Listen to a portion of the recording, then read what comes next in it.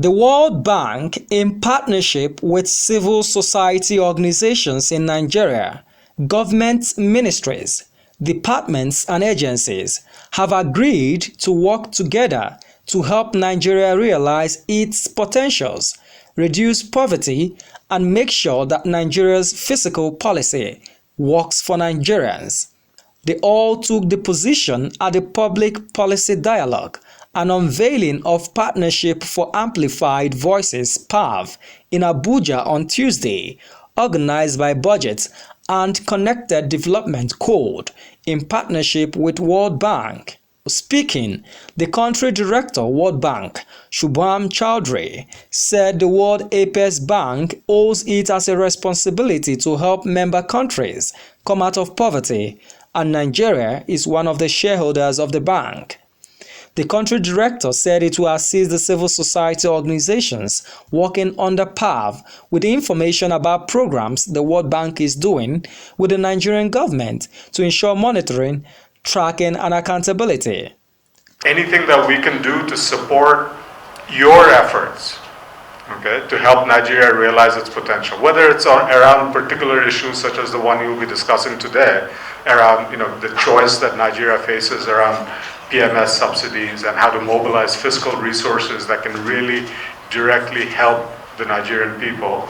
As we go into elections, I believe that this conversation would help us ensure that the issues that are salient are brought to the front burner. The lead paper presenter during the technical section, Barrister Eze Onyekwere, called on government to drop fuel subsidy as it no longer serves the interests of the people and the economic realities of Nigeria. Fuel subsidy in its present form is not good for Nigeria. As been stated, it's a subsidy on consumption rather than encouraging production. It is also a regime that is laden with corruption and fraud. There was no reason for the increment in the consumption from 35 million to 68 million after 2 recessions. Other notable scholars, groups, stakeholders also joined their voices on the call for the removal of fuel subsidy. We have consensus on whether we should remove the subsidy or it should remain. And I think the consensus being that we should withdraw subsidy on PMS. What is not understood and what I think we are not able to agree on is what happens after the removal. It started as a production subsidy. Okay, it was actually focused on helping encourage local refining to encourage the local refineries to be able to produce finished products to Nigerians at cheaper rates.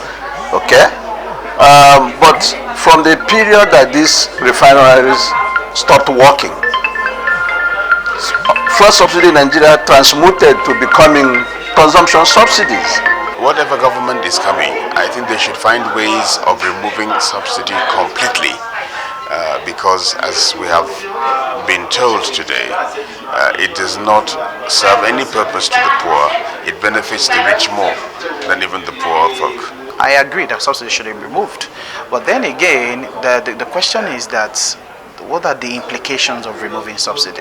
How does the common man understand those implications? How does government communicate those implications to the common man that brings about their trust?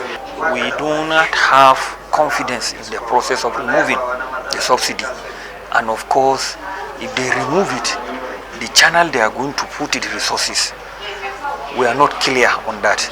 So we are calling on the government to clear us on these 2 aspects. The general view of most of the stakeholders is that fuel subsidy is no longer sustainable in a crumbling economy, and instead of government to continue with the payment, the funds should be channeled into more critical sectors that affect the ordinary Nigerian, and also for the refineries to be working.